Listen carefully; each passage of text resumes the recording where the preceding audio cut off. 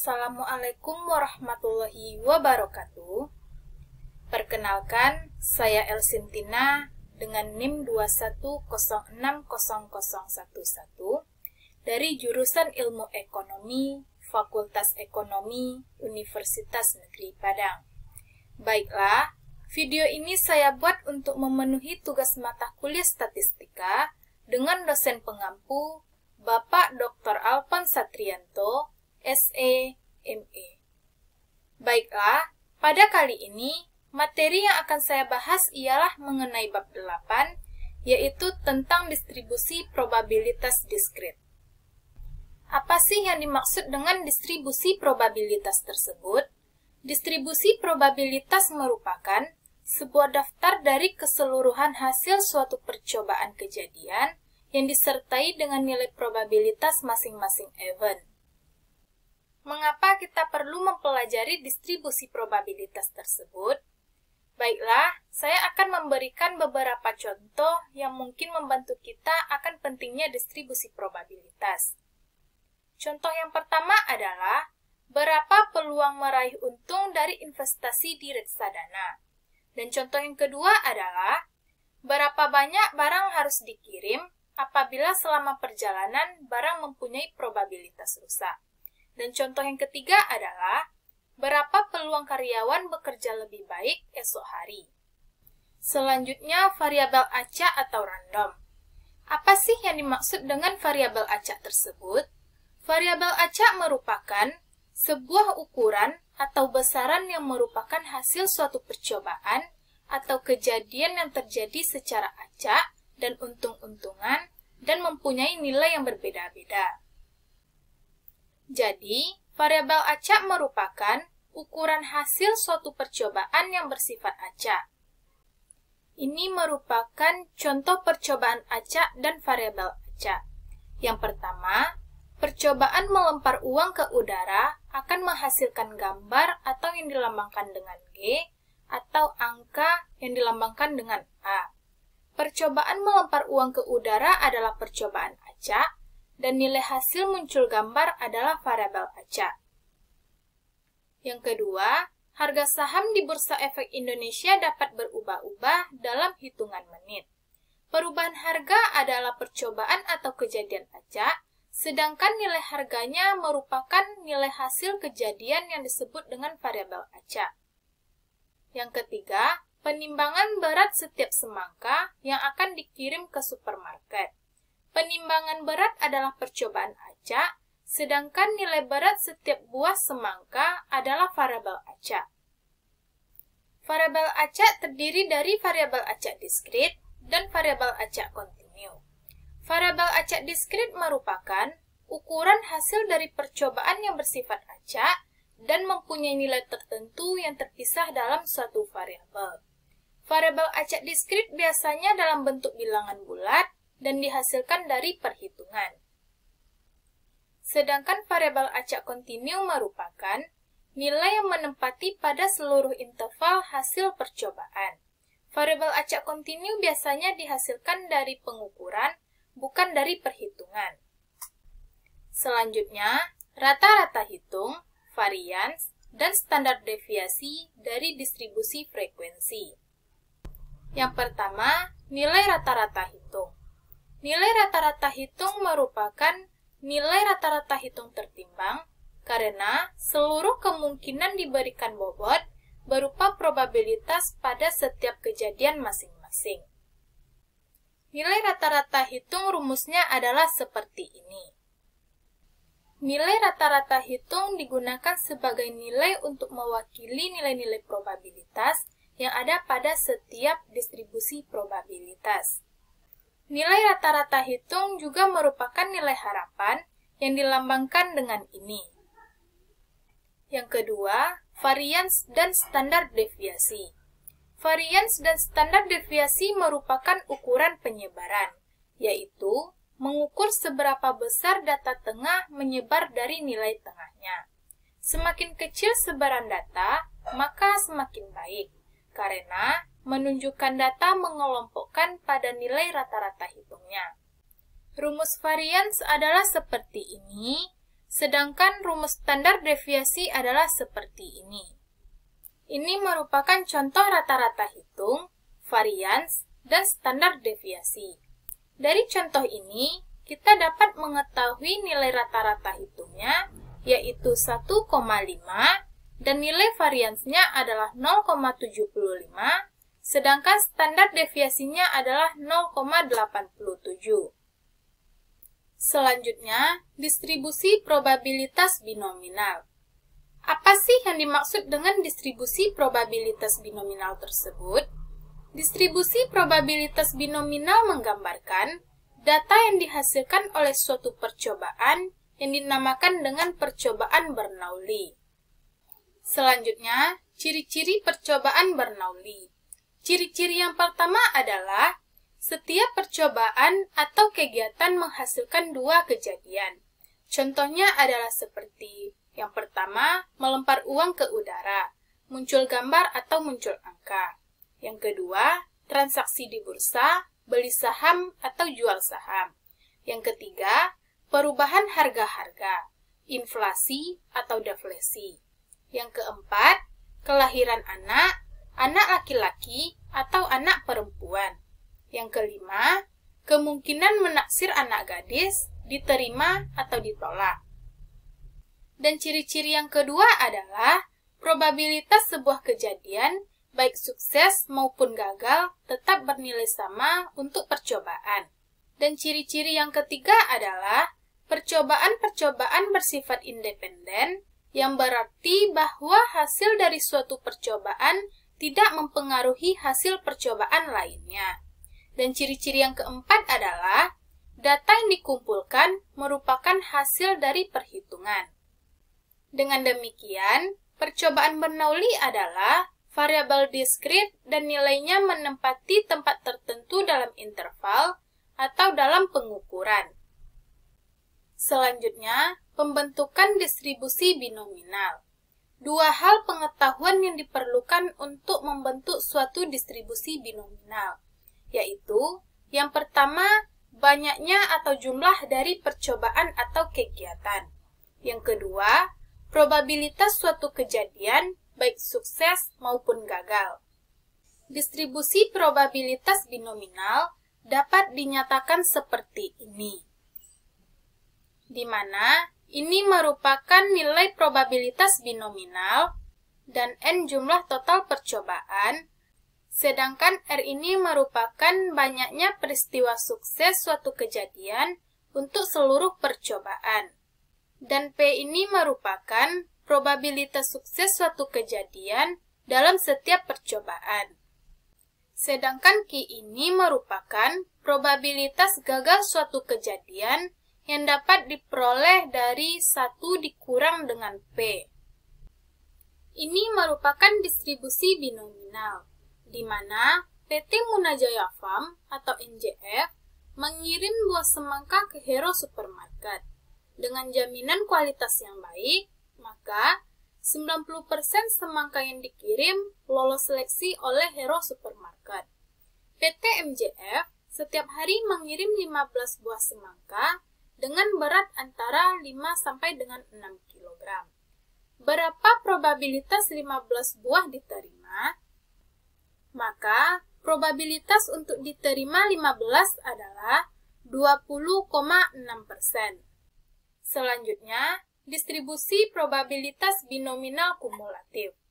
Contohnya yaitu, PT Great River Jaya merupakan perusahaan garmen di Bogor. PT ini mengirimkan baju ke berbagai departemen store dengan sistem setengah lusinan, yaitu berisi 6 baju. Dengan pengawasan ketat, terdapat 95% kemungkinan baju sesuai standar atau tidak cacat. Berapa probabilitas tepat 5 baju tidak cacat, dan berapa probabilitas 5 baju atau kurang tidak cacat? Maka, penyelesaiannya adalah diketahui probabilitas tidak cacat yang dilambangkan dengan huruf P adalah 0,95, sedangkan probabilitas cacat yang dilambangkan dengan huruf Q sama dengan 0,05 yang didapat dari 1 dikurang dengan nilai P yaitu 0,95.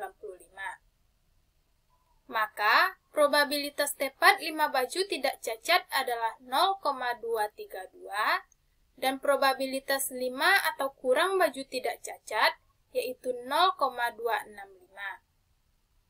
Maka, probabilitas tepat 5 baju tidak cacat adalah 0,323, sedangkan probabilitas 5 atau kurang baju tidak cacat adalah 0,265. Selanjutnya, distribusi probabilitas hipergeometrik. Distribusi binominal mengasumsikan bahwa probabilitas suatu kejadian tetap atau konstan. Dalam dunia nyata, jarang terjadi hal demikian.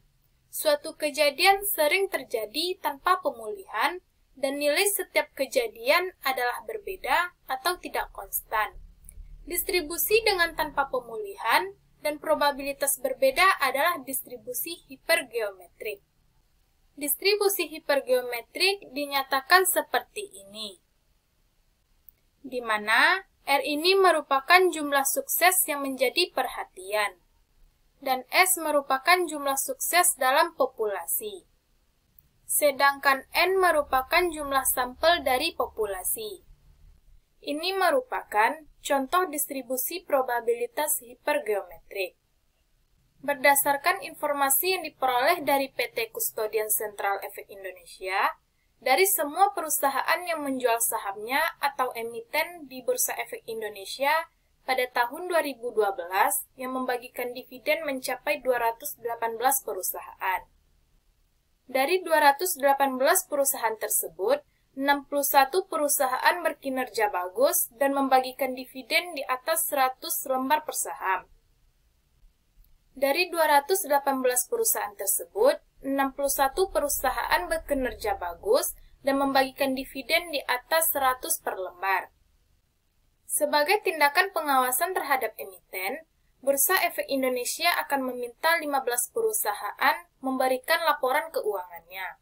Dari 15 perusahaan sampel tersebut, berapakah probabilitas bahwa 5 perusahaan merupakan perusahaan yang akan membagikan dividen di atas 100 per lembarnya?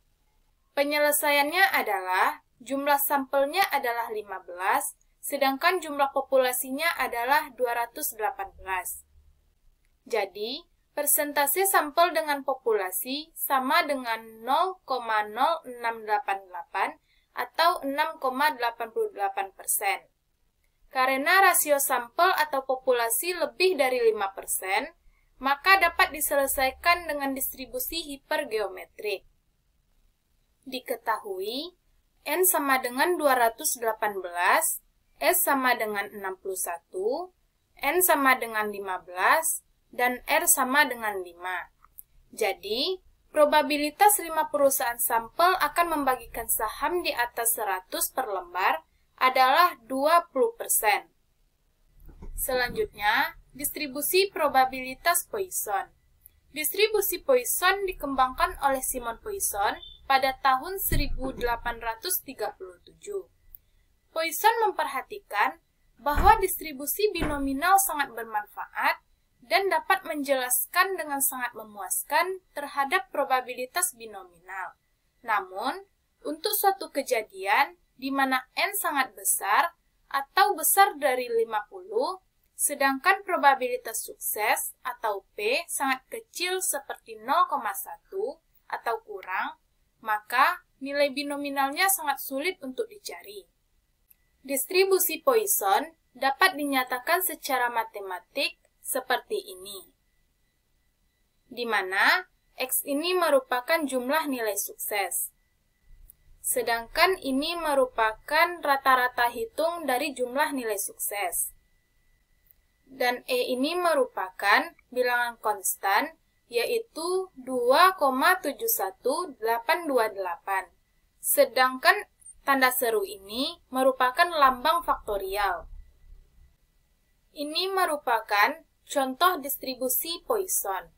Jumlah emiten Bursa Efek Indonesia ada 150 perusahaan.